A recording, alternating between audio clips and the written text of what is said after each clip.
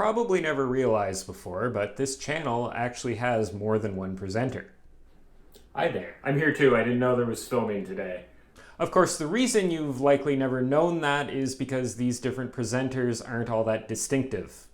Except for the shirts, I suppose. And the same problem can crop up in your writing, except with characters.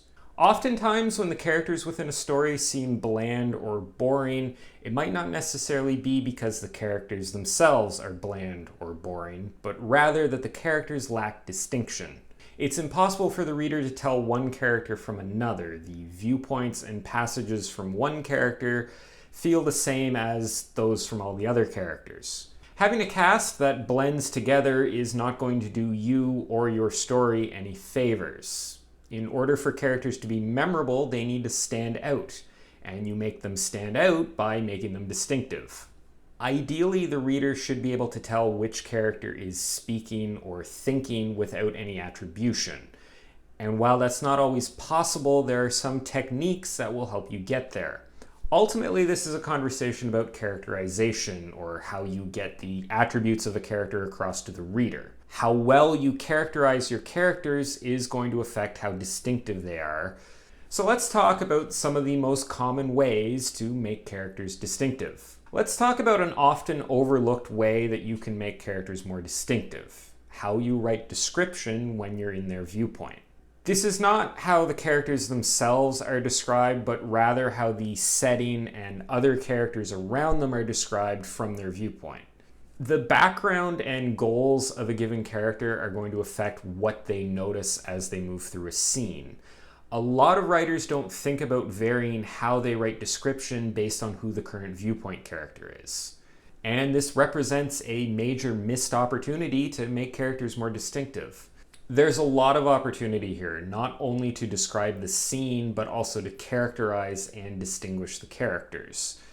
They may, for example, always notice the food or the architecture, or spend time looking at other people's clothes. If your character's a photographer, they might always be concerned about the lighting. That seems to be something photographers always like to talk about. Also consider how the character describes these things. Just because they focus on something doesn't mean they have a positive opinion about it. If you walk into a room full of spiders, my guess is you're going to focus on the spiders, even though you may not like them. This is a great way to characterize and make characters more distinct because it's work you as the writer already need to do. You already need to describe the scene. So by having your description pull double duty by also working to characterize and make your characters more distinct, that will make the writing that much better. Next up, let's talk about dialogue, he said. How a character speaks through dialogue is one of the easiest ways to make them distinctive from other characters. It's also a minefield laden with cliches and tropes that are always way overdone. You might immediately think of things like dialect, or not having a character use contractions, or dropping the G's from all their ing verbs. And while these are all ways to make that character's dialogue different, I think it's best to go a little bit further. Think about how that character frames their arguments. Do they use a lot of logic, or do they let emotions drive their words? How can you bring that character's education and background through the way they speak beyond just their word choice or the use of contractions? Also consider when and how much that character speaks. Are they terse and to the point, or do they really hate silence?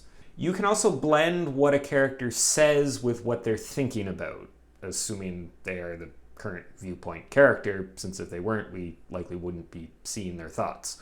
A character might withhold information or otherwise dance around the truth. They might speak in one way but be thinking another way.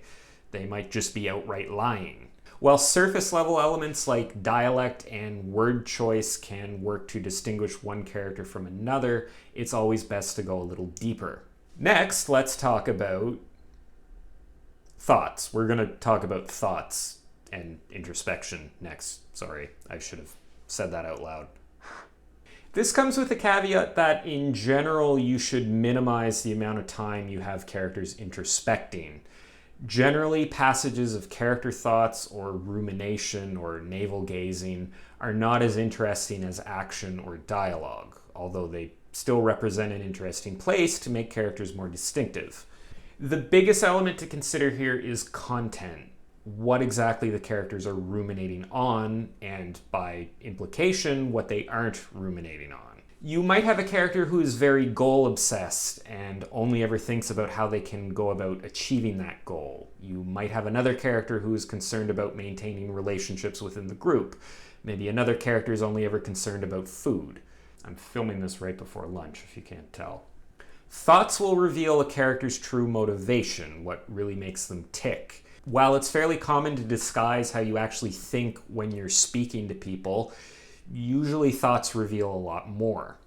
And yes, while expressing these things through thoughts, as I mentioned before, is not always ideal, the advantage of thoughts are that they can contrast with what's actually happening or what's getting said in the story.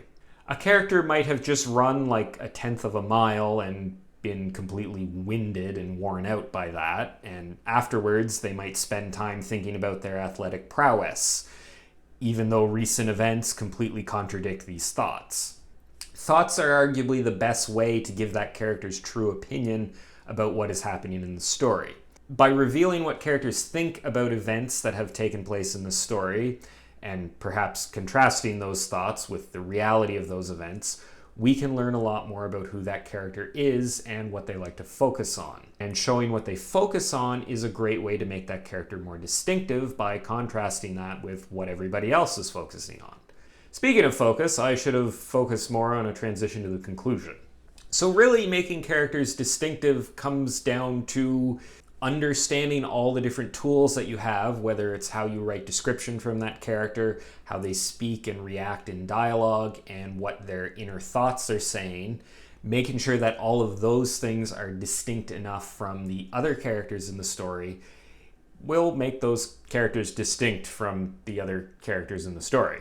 For example, if they always speak in circular sentences, it might mean they should have revised the script one more time, because that should have been fixed. Anyway, I hope you enjoyed this video and found the advice in it useful. If you want to see more stuff like this, you can check out all my other writing advice related videos and subscribe to my channel. I post new videos every Wednesday and occasionally on Friday. Thanks for watching, and I'll see you next time.